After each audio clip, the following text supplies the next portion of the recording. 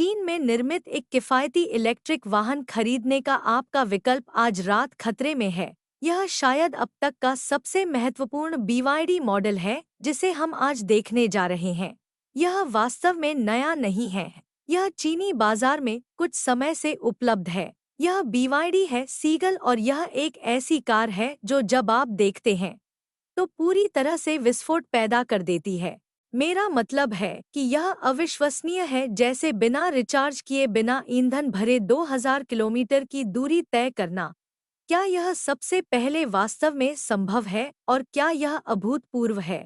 किसी को भी यह याद दिलाने की आवश्यकता नहीं है कि यह कैसे नवीनता है। चीन ने दुनिया भर के कई उद्योगों को चुनौती दी है और यही कारण है कि द सीगल नामक इस छोटी कम कीमत वाली इलेक्ट्रिक कार का नया इंजन यूके में हमेशा एक खुला बाजार रहा है।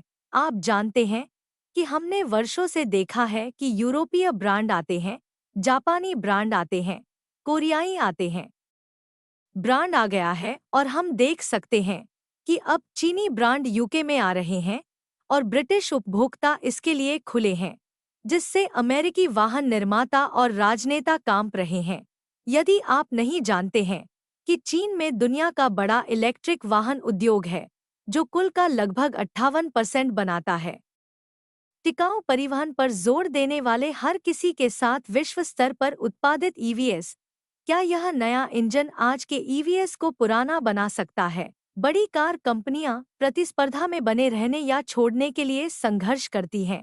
हमारे साथ जुड़े क्योंकि हम इस बात पर विचार कर रहे हैं कि यह नया इंजन पिछले सभी नवाचारों पर हावी होकर EVs के लिए खेल को कैसे बदल सकता है। सबसे बड़ा इलेक्ट्रिक वाहन उद्योग चीन का इलेक्ट्रिक वाहन EV उद्योग वर्तमान में दुनिया में सबसे बड़ा है। अकेले 2023 में वैश्विक स्तर पर सभी EVs का 58% उत्पादन किया गया। देश ने 15 लाख से अधिक इलेक्ट्रिक वाहनों का निर्यात किया। बिक्री संख्या भी प्रभावशाली है क्योंकि चीन ने 9 मिलियन से अधिक यात्री EVs बेचे।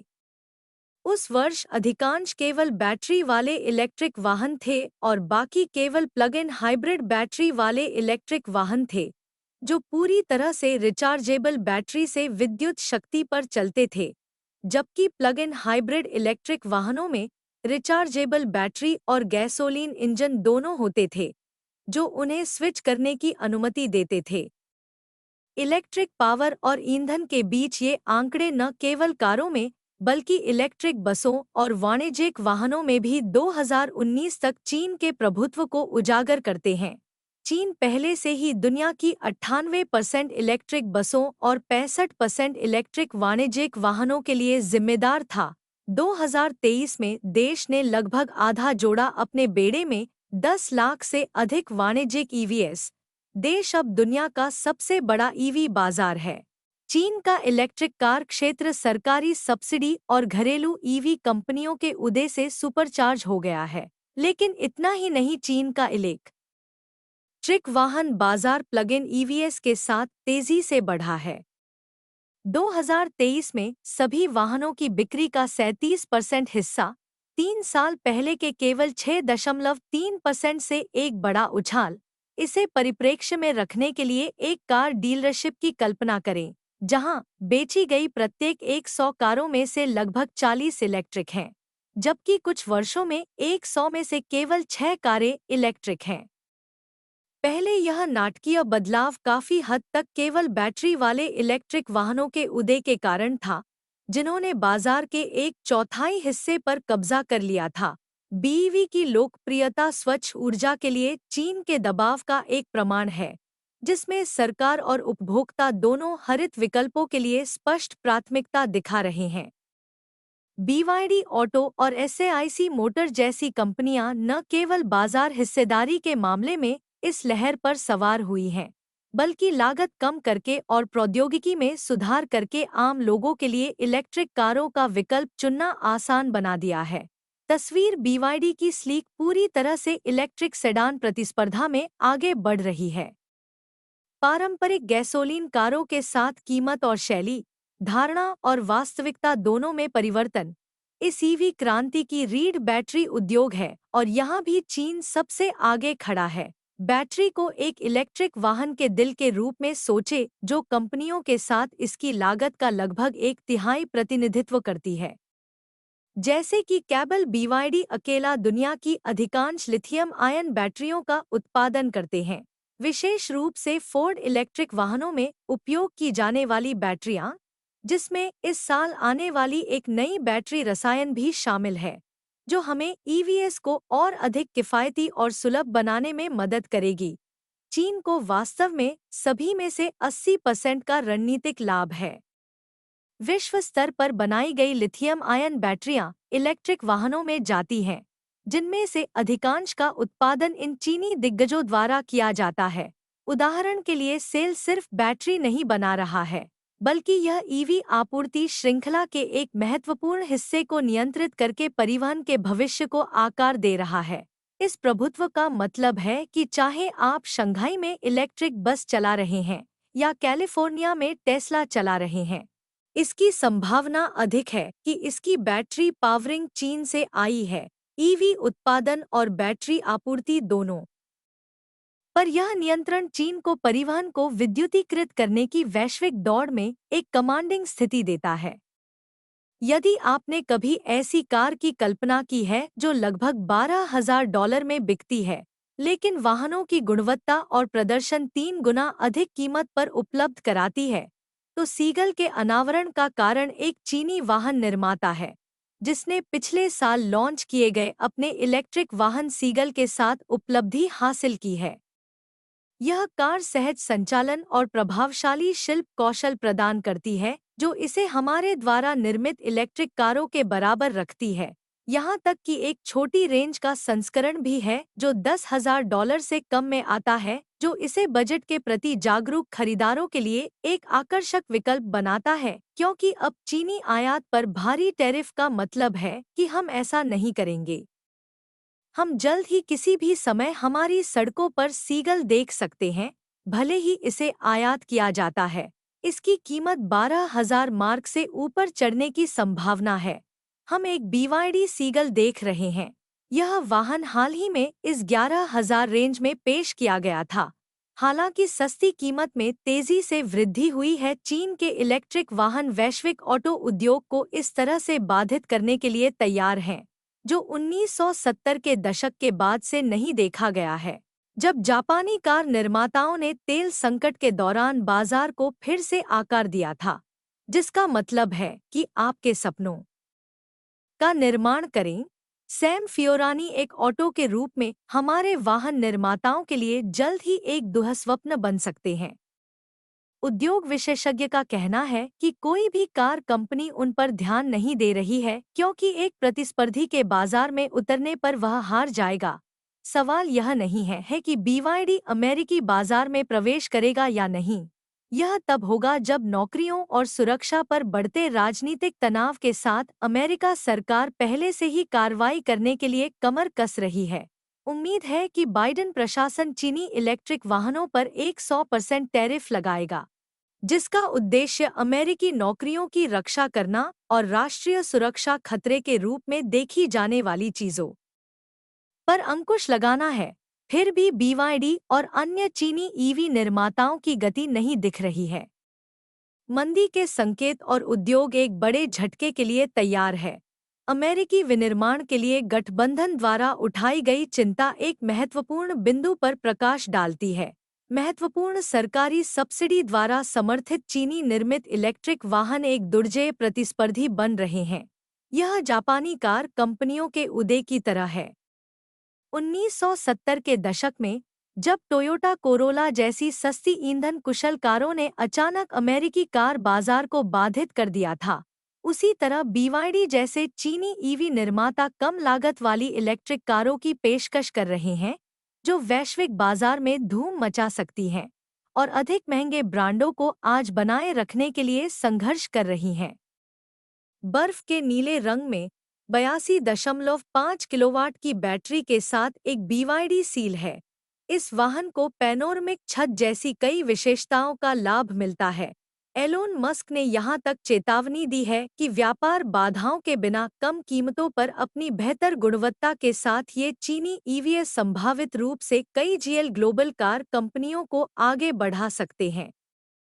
व्यवसाय से बाहर होना बिल्कुल उसी तरह है जैसे एशिया में कम लागत वाले टेक निर्माताओं ने इलेक्ट्रॉनिक्स उद्योग को फिर से परिभाषित किया है। और आप जानते हैं कि पारंपरिक कार कंपनियों के लिए यह चिंता का विषय क्यों है? पारंपरिक वाहन निर्माताओं के लिए यह और भी अधिक चिंता का विषय यह है कि चीन के बाहर ईवीएस काफी हद तक एक विलासिता बनी हुई है।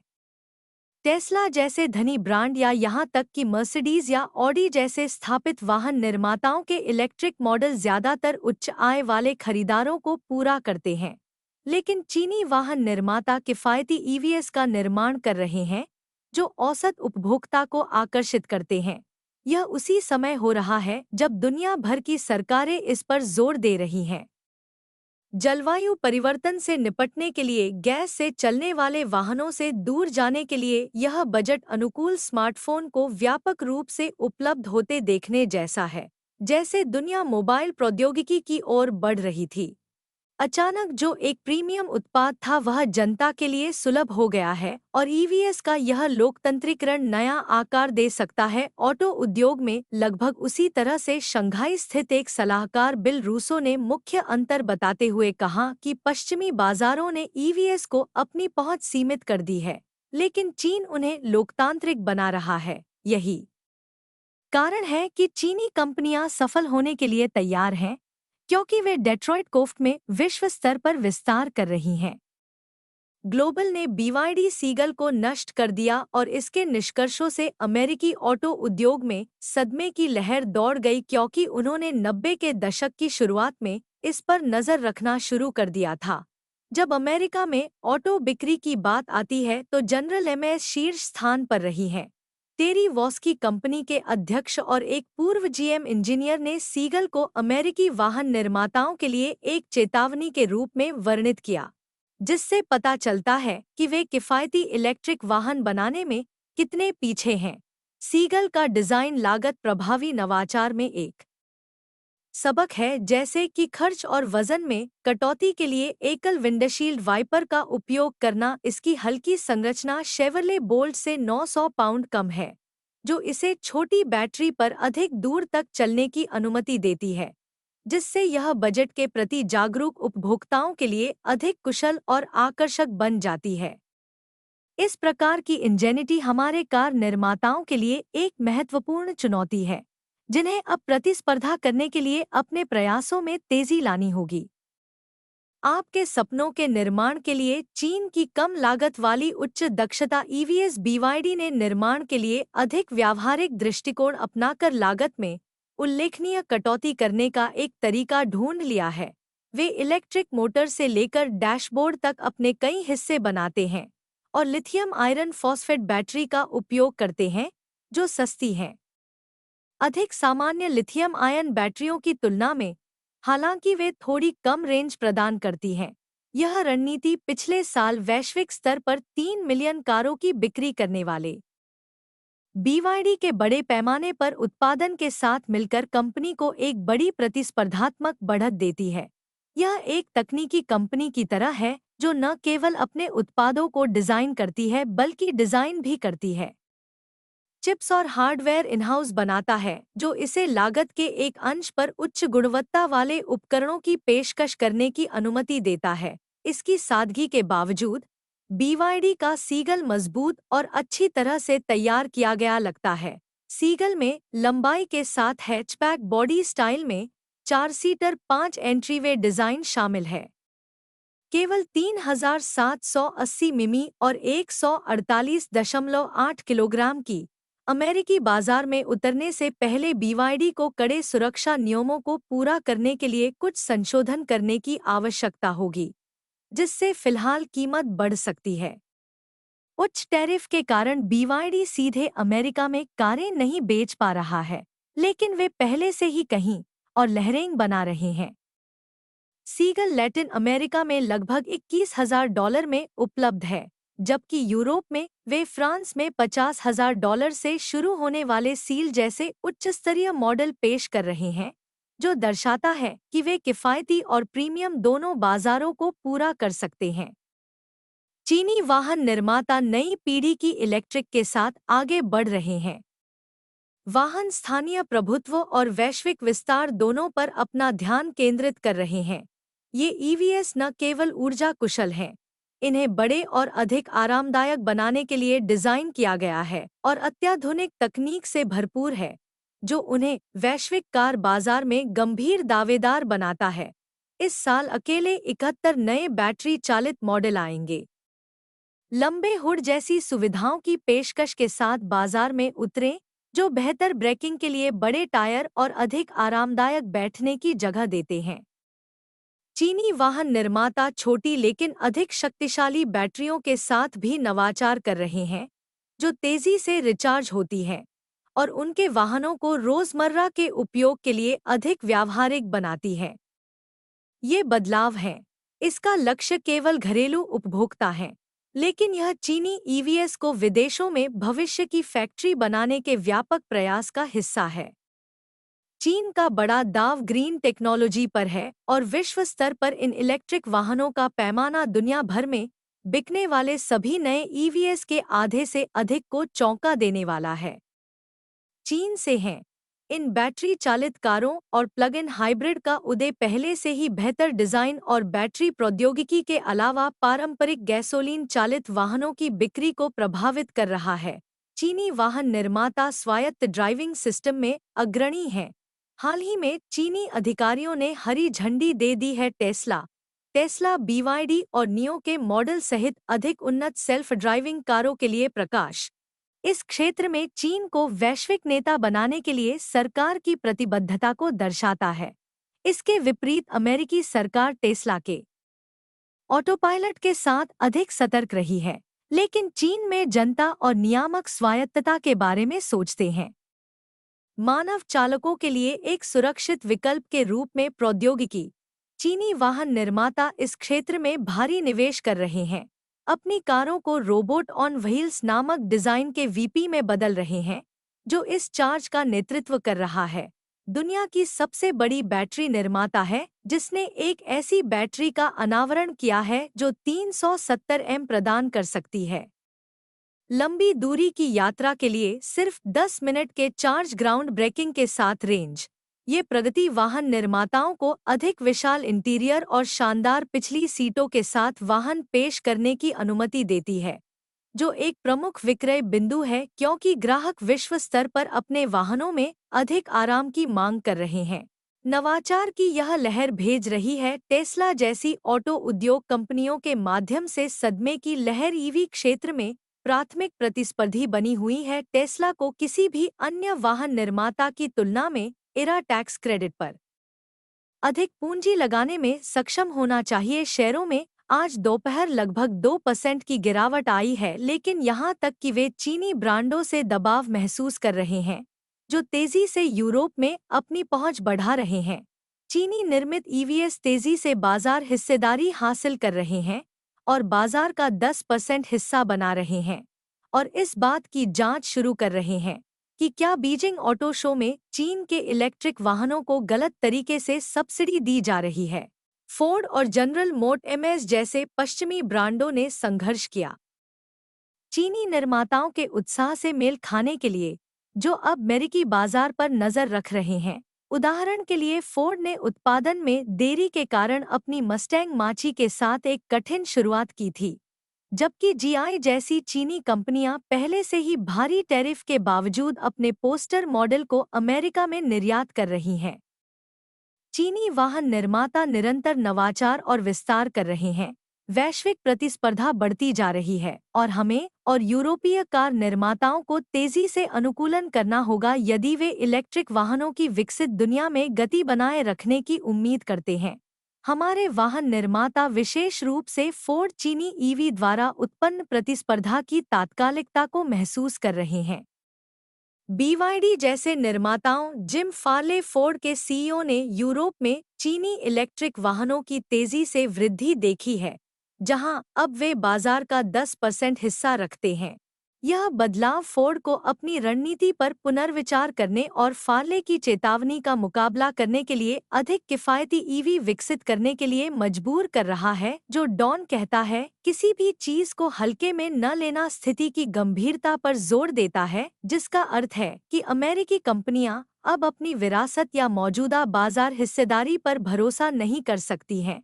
और आइए हम में विकास के साथ शुरुआत करें, जहां प्रमुख अमेरिकी और विदेशी वाहन निर्माता उन्होंने पर्यावरण संरक्षण एजेंसी के नए कठिन वाहन उत्सर्जन का समर्थन किया है। प्रतिस्पर्धी बने रहने के लिए कुछ राज्यों और जातीय समूहों द्वारा लाई गई एक बड़ी चुनौती में विनियमों को चीन के तेजी से विकसित हो रहे ईवी उद्योग से चुनौती को पूरा करने के लिए डिजाइन और लागत दक्षता दोनों में नवाचार करके जल्दी से अपनाना होगा। लेकिन चीन के प्रभुत्व की यात्रा कल ही शुरू नहीं हुई, यह एक शुरुआत है। बहुत समय पहले आइए एक नज़र डालते हैं कि चीन में इलेक्ट्रिक वाहनों की शुरुआत कैसे हुई। इलेक्ट्रिक वाहनों के साथ चीन की यात्रा 1990 और 2000 के दशक की शुरुआत में एक बड़े बदलाव की कहानी है। चीन के शहर सचमुच घने स्मॉग से भर गए थे और देश खर्च कर रहा था। अपनी बढ़ती ऊर्जा जरूरतों को पूरा करने के लिए तेल का आयात करने में बहुत पैसा खर्च करना पड़ा। सरकार को एहसास हुआ कि न केवल हवा को साफ करने के लिए बल्कि तेल के लिए अन्य देशों पर अपनी निर्भरता को कम करने के लिए भी कुछ बदलना होगा। इसलिए उन्होंने इलेक्ट्रिक वाहनों पर जोर देने का फैसला किया, जो शुरू हुआ। समय के साथ सरकार द्वारा वित्त पोषित छोटे छोटे धीमे प्रयोग एक बड़े बदलाव में बदल गए। चीन बमुश्किल किसी भी ईवीएस का उत्पादन करने से वैश्विक ईवी बाजार में शीर्ष खिलाड़ी बन गया।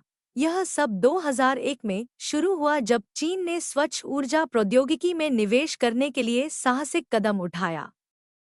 863 कार्यक्रम नामक एक कार्यक्रम के माध्यम से लक्ष्य प्रदूषण को कम करने के नए तरीके ढूंढना था और तेल और इलेक्ट्रिक कारों पर निर्भरता उस योजना का एक बड़ा हिस्सा थी। शुरुआत में चीन में उच्च लागत और कम मांग के कारण इलेक्ट्रिक वाहन ईवी उद्योग में प्रगति धीमी थी। लेकिन सरकारी समर्थन ने इस प्रक्षेप पथ को बदलने में महत्वपूर्ण भूमिका निभाई। 2 दशकों में चीनी सरकार ने चीन की रणनीतिक, वैज्ञानिक और तकनीकी क्षमता को बढ़ाने की आवश्यकता को देखते हुए अनुसंधान में निवेश किया।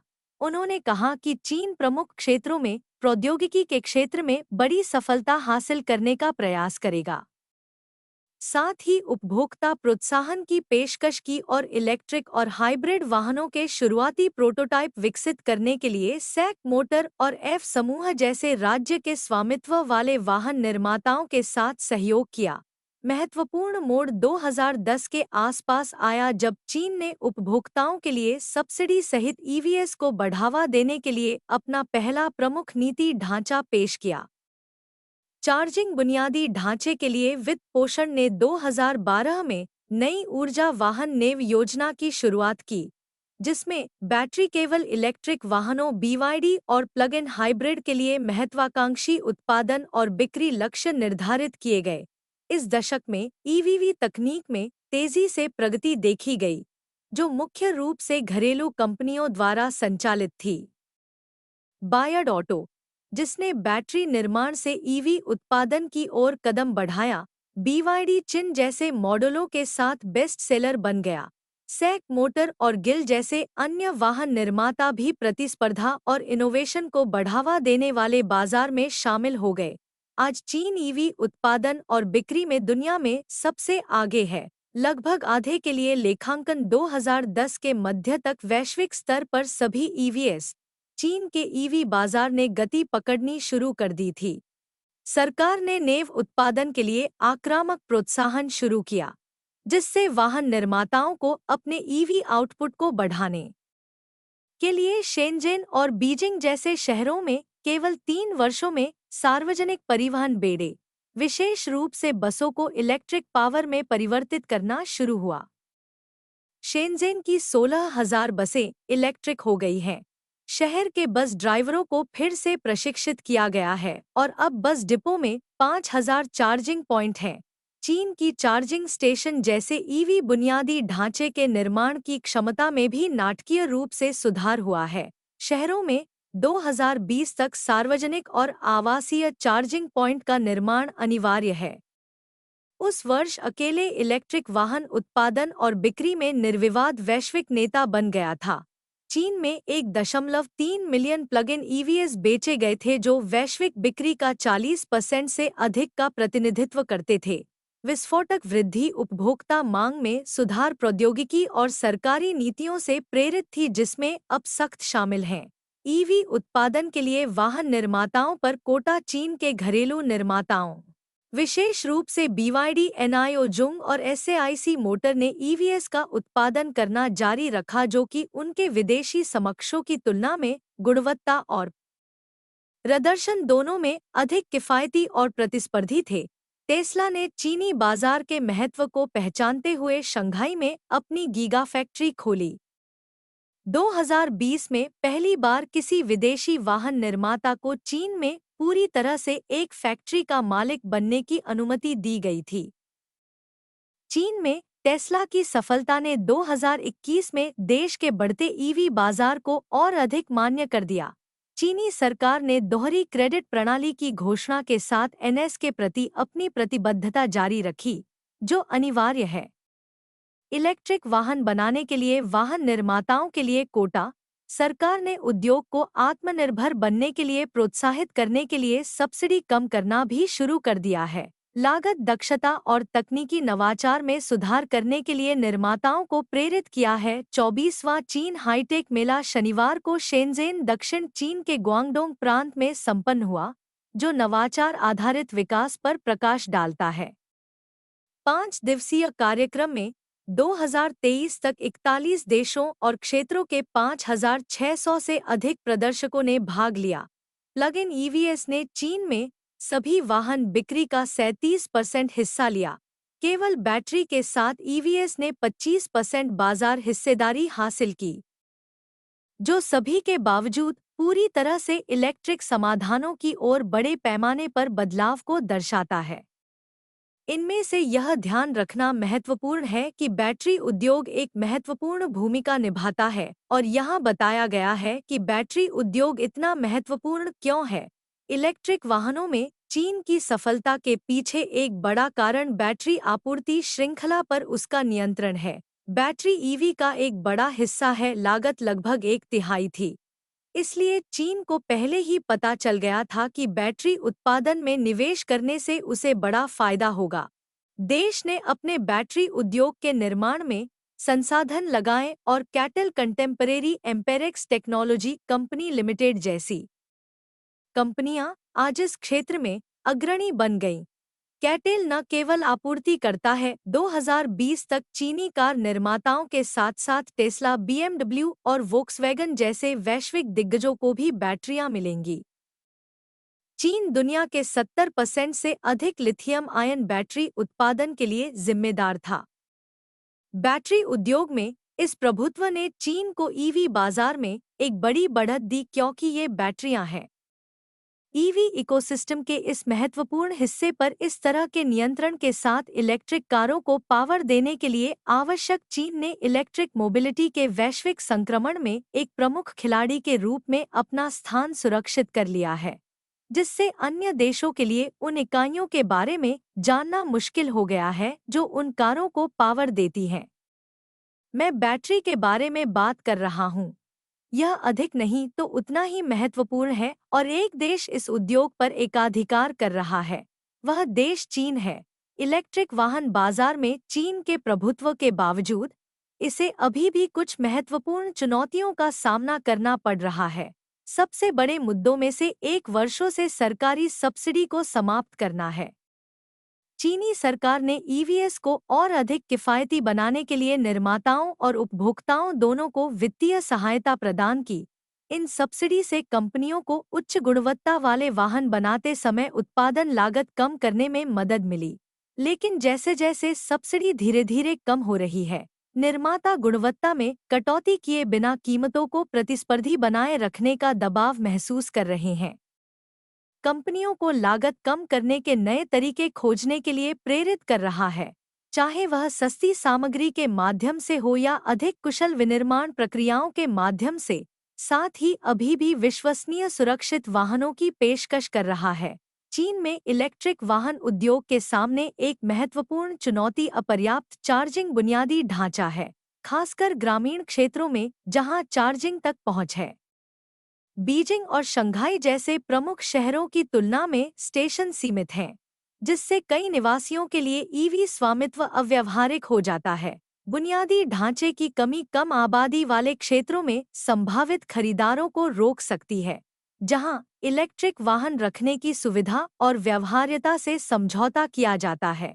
इसके अतिरिक्त निर्माताओं पर दबाव बढ़ रहा है।